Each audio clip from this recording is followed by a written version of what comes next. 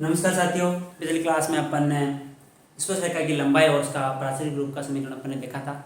इस क्लास में अपन देख रहे हैं अभिलंब का समीकरण और अभिलंब के अन्य रूप। अभिलंब क्या होता है कि कोई वक्र हैं या फिर अपन वृत्त के लिए देख रहे हैं तो वृत्त को जब कोई स्पर्श रेखा गुजरती है तो स्पर्श रेखा की जो लंबवत कोई रेखा होगी वो क्या होगी, अभिलंब होगी। लेकिन वृत्त के लिए अपने देखते हैं कि हमेशा जो स्पर्श रेखा होगी, जो स्पर्श रेखा की लंबवत रेखा हमेशा केंद्र से गुजरेगी। मतलब वृत्त के लिए अभिलंब, वृत्त के लिए हमेशा अभिलंब उसके केंद्र से गुजरेगा। अब देखते हैं ये चीज है, अपन को एक वृत्त अपन ने मान लिया जिसका केंद्र 0,0 है। एक वृत्त अपन ने माना, अपन देख रहे हैं अभिलंब का समीकरण व अन्य रूप। अपन ने वृत्त मान लिया, वृत्त माना x1 + y1 = a स्क्वायर। तो कोई समीकरण नहीं लेगी। देखो यहां से अपने पास एक रेखा गुजरी, स्पर्श रेखा है। ये हमारा अपने पास क्या है, स्पर्श रेखा। स्पर्श रेखा का समीकरण क्या माना था अपन ने, यहाँ बिंदु P क्या था, x1, y1 था और इसकी त्रिज्या थी a थी। अपन को पता है ये स्पर्श रेखा है और स्पर्श रेखा के ऊपर ये एक अभिलंब है और अभिलंब हमेशा कहां से गुजरेगा, इसके केंद्र से गुजर रहा है। ये अभिलंब इसके केंद्र से गुजर रहा है। कहां भी अभिलंब, जहां भी आप स्पर्श रेखा खींचोगे वहां से कोई अभिलंब जाएगा तो हमेशा वृत्त के केंद्र से जाएगा। इतना सा आपको याद रखना है। अब देखते हैं कि वृत्त की स्पर्श रेखा, वृत्त की स्पर्श रेखा, जब वृत्त की स्पर्श रेखा हम देखते हैं तो x(x1) + y(y1) = a स्क्वायर समीकरण नंबर 1 अपन इसको लेते हैं। अब अपन को इस रेखा की जो समीकरण अपन को ज्ञात करनी है, यदि अपन को स्पर्श रेखा दे रखी है, स्पर्श रेखा से अपन स्पर्श रेखा का ढाल निकाल ले और उसकी लंबवत रेखा का अपन को ढाल पता चल जाएगा। जब लंबवत रेखा का ढाल पता चला मतलब वो अभिलंब का ढाल है।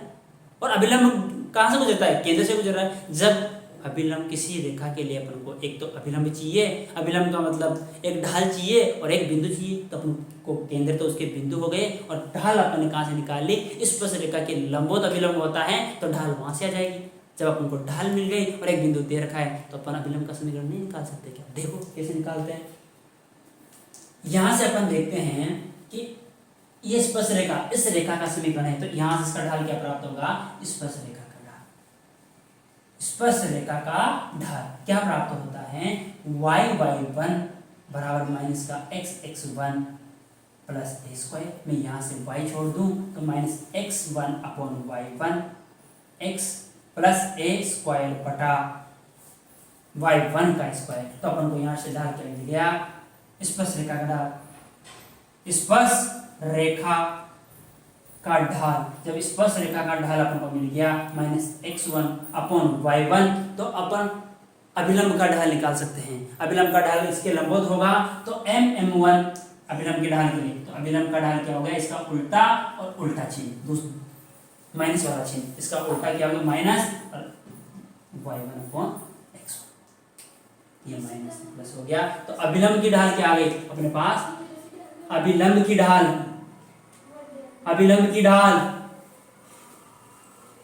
y1/x1 होगी। जब y1/x1 अभिलंब की ढाल होगी और बिंदु कहां से गुजरता है, बिंदु 0,0 से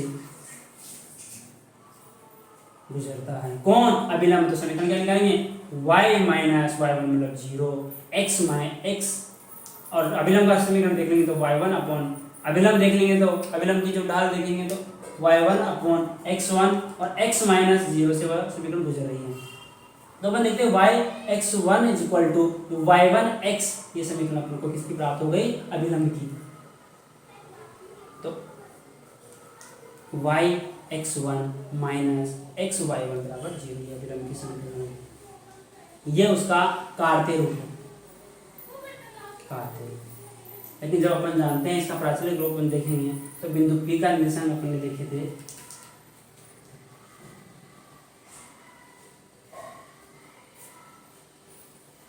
बिंदु P के निर्देशांक a cos of theta, a sin of theta।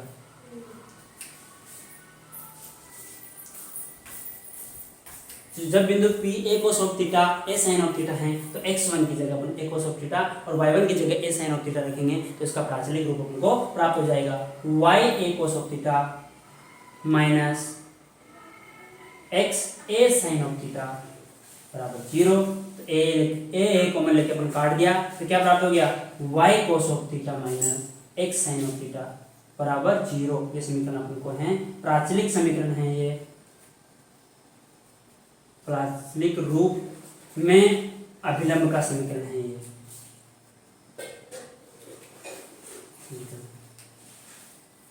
तो आप एक बार देख लीजिए कि किस प्रकार अपन ने अभिलंब का समीकरण निकालना है, बहुत महत्वपूर्ण है। तो इसी प्रकार की वीडियो देखने के लिए हमारे चैनल से जुड़े रहे। अगली क्लास में अपन देखेंगे कि अभिलंब और रेखा में क्या संबंध है, उनसे संबंधित सवालों को। धन्यवाद।